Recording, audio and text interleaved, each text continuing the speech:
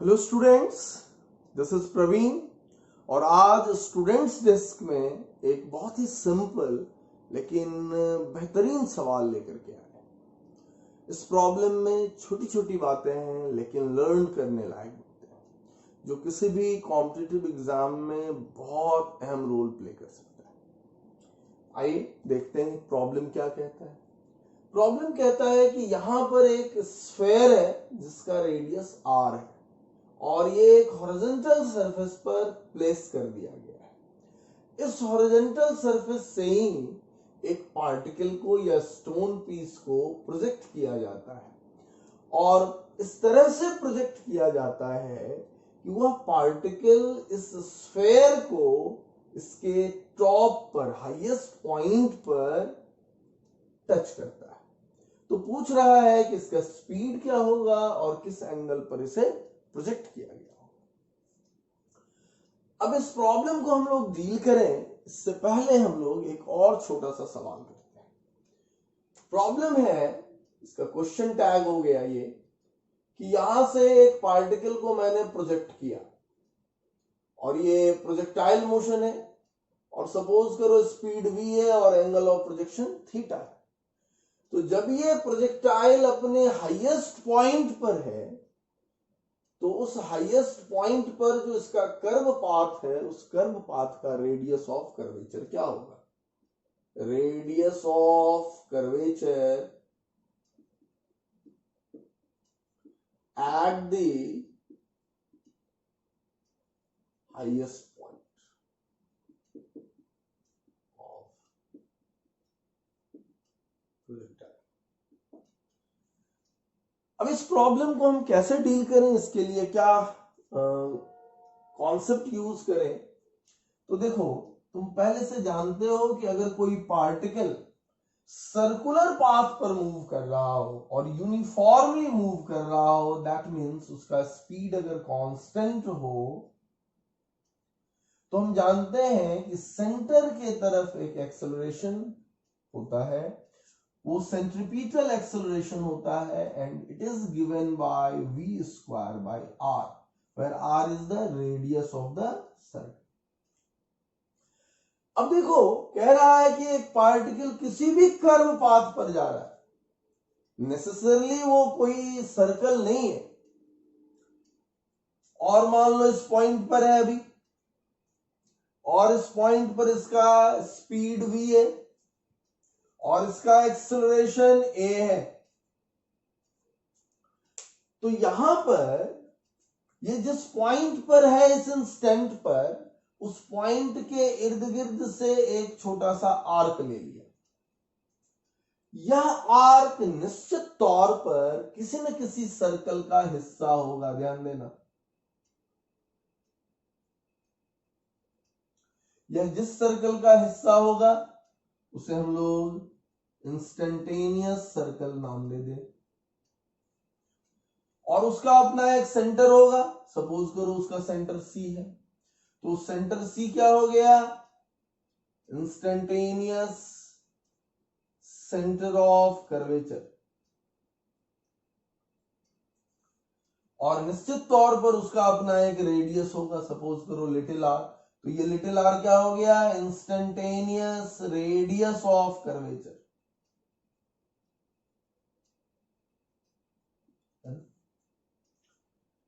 अब देखो, इस पॉइंट को और सेंटर को मिलाने वाला जो लाइन होगा, वो लाइन निश्चित तौर पर इस वेलोसिटी के परपेंडिकुलर होगा। तो अगर हम इस एक्सेलरेशन का कंपोनेंट इस रेडियल लाइन के अलोंग ले लें, तो ये क्या हम a परपेंडिकुलर लिख रहे हैं, और एक कंपोनेंट वेलोसिटी लाइन के अलोंग ले लें, ये a पैरेलल होगी। तो यहां पर ये जो a परपेंडिकुलर है, ये हमेशा टुवर्ड्स सेंटर लग रहा है। तो कहता है ये जो आइडिया है ये स्टिल वैलिड है। यहां पर मतलब यहां हम बड़े आसानी से यूज कर सकते हैं क्या, कि a perpendicular will be v का स्क्वायर बाय इस सर्कुलर पाथ का रेडियस, यानी रेडियस ऑफ कर्वेचर, है ना। सो यहां से हम लोग रेडियस ऑफ कर्वेचर बड़े आसानी से निकाल सकते हैं। So radius of curvature will be v square by a perpendicular. यहां पे लोग रेडियस ऑफ कर्वेचर निकालने के लिए मैथमेटिकल इक्वेशन भी यूज करते हैं, बट हम कभी सजेस्ट नहीं करते उसको यूज करने का। कभी किसी और प्रॉब्लम में मैं उसको दिखाऊंगा कि कैसे उसको यूज करते हैं, वो क्या होता है, एक वीडियो बनाऊंगा उस पर मैं। लेकिन फिलहाल, और मैं वहां भी बताऊंगा कि उसको यूज मत करना, सीख लो लेकिन यूज मत करना, क्योंकि फिजिक्स में यही यूज करना है। अब देखो, ये सर्कुलर पाथ वाला आइडिया किसी भी कर्व पाथ के लिए ये वैलिड है। अब यहां पर जब ये अपने हाईएस्ट पॉइंट पर है तो तुम्हें पता करना है कि उसका स्पीड क्या है। ये तुम अच्छी तरह जानते हो कि यहां पर टॉप पर इसका स्पीड क्या होगा। तो वर्टिकल कंपोनेंट क्या वैनिश हो गया, खत्म हो गया, लेकिन horizontal component of velocity v cos theta अभी भी है इसके पास, तो it is v cos theta. और ये मोशन अंडर ग्रेविटी है, और gravity acceleration due to gravity हमेशा किधर होता है, डाउनवर्ड ही होता है। अब यहां पर जो इस पॉइंट के इर्द गिर्द का जो हमने ये आर्क लिया है, ये डेफिनेटली किसी न किसी सर्कल का हिस्सा होगा, that we don't know circle क्या है। लेकिन इतना तय है कि v के लाइन पर जो परपेंडिकुलर एक्सेलरेशन या एक्सेलरेशन कंपोनेंट होगा, हमें वही लेना है यहां पर a परपेंडिकुलर के तौर पर। तो यहां पर इस v cos थीटा पर ये एक्सेलरेशन ड्यू टू ग्रेविटी क्या है, परपेंडिकुलर है। सो यहां पर हम बड़े आसानी से लिख सकते हैं g equals v cos theta का whole square by radius of curvature. तो यहां से हम रेडियस ऑफ कर्वेचर क्या लिख सकते हैं, v square cos square theta by g। So this is the radius of curvature of this circular path at this point. चलो, अब इस आइडिया को हम लोग यहां डायरेक्टली यूज कर सकते हैं इस प्रॉब्लम को सॉल्व करने में। तो देखो, ये प्रॉब्लम अब कुछ है ही नहीं। मैं यहां पर प्रॉब्लम को इरेज करता हूं। अब देखो, इस प्रॉब्लम में एग्जामिनर ने दो आइडिया बिल्कुल रिवील कर दिया है ऑलमोस्ट प्रॉब्लम देते वक्त।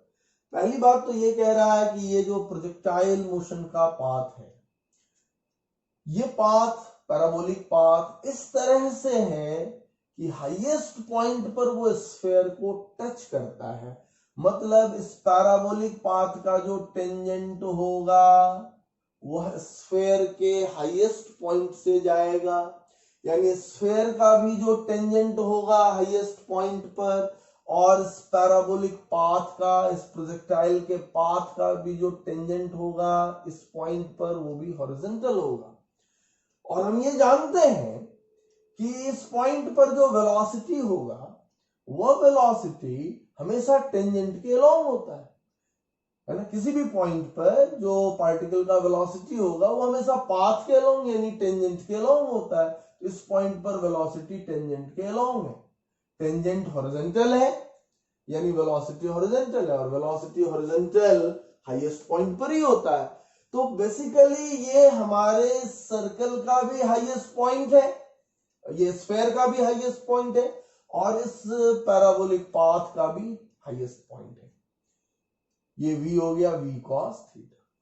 तो ये जो मैक्सिमम हाइट है प्रोजेक्टाइल का, वो क्या हो जाएगा, 2r, diameter of the sphere हो जाएगा। तो h मैक्स क्या हो गया हमारा, 2r। एक रिलेशन ये हमको मिल गया। हाईएस्ट मैक्सिमम हाइट प्रोजेक्टाइल का कितना लिखते हैं हम लोग, v square sine square theta by 2g, and here it is 2r। एक इक्वेशन ये हो गया।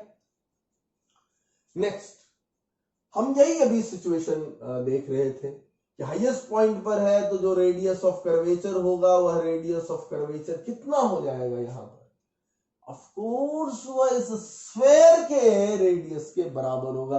This is the catch of this problem. तो रेडियस ऑफ कर्वेचर क्या लिख रहे हैं हम लोग, v square cos square theta by g होगा हाईएस्ट पॉइंट पर, and that is equal to radius of the sphere. अब देखो, तुम्हारे पास दो इक्वेशन है, इस दोनों को एडजस्ट करो, you will get the answer. तो फर्स्ट को अगर मैं सेकेंड से डिवाइड कर दूं तो क्या होगा, यहां पर देखो वी स्क्वायर कैंसिल हो जाएगा, जी कैंसिल हो जाएगा, इधर आर कैंसिल हो जाएगा, तो यहां क्या बचेगा, tan sin square theta by cos square theta, तो tan square theta by 2 that is equal to 2. So here we get tan square theta is 4, so tan theta will be 2. तो tan theta कितना आया, 2 आया यहां पर. सो हम बड़े आसानी से यहां पर कह सकते हैं कि tan theta is 2, so theta equals tan inverse 2.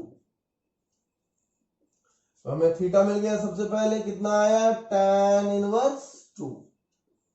चलो अब क्या करें, यहां पर गौर करके देखो,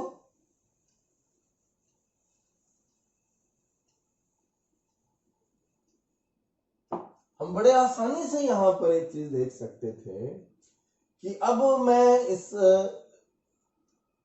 थीटा को यूज कर लूं, तो अगर ये थीटा है तो tan थीटा 2 आया, यानी ये 2 ये 1, तो ये क्या हो गया, √5, राइट एंगल ट्रायंगल. अब देखो कोई ये इक्वेशन ले लो या ये इक्वेशन ले लो, कहीं पर भी इसको सेट कर दो, मान लो मैंने यही ले लिया, तो मैं लिखूंगा v square cos square theta यानी 1/5 divided by g, that is equal to r. So v square equals 5gr, so v equals square root of 5gr. This is the answer. So v is how much, it is square root of 5gr. Okay. तो ये इस problem में theme था.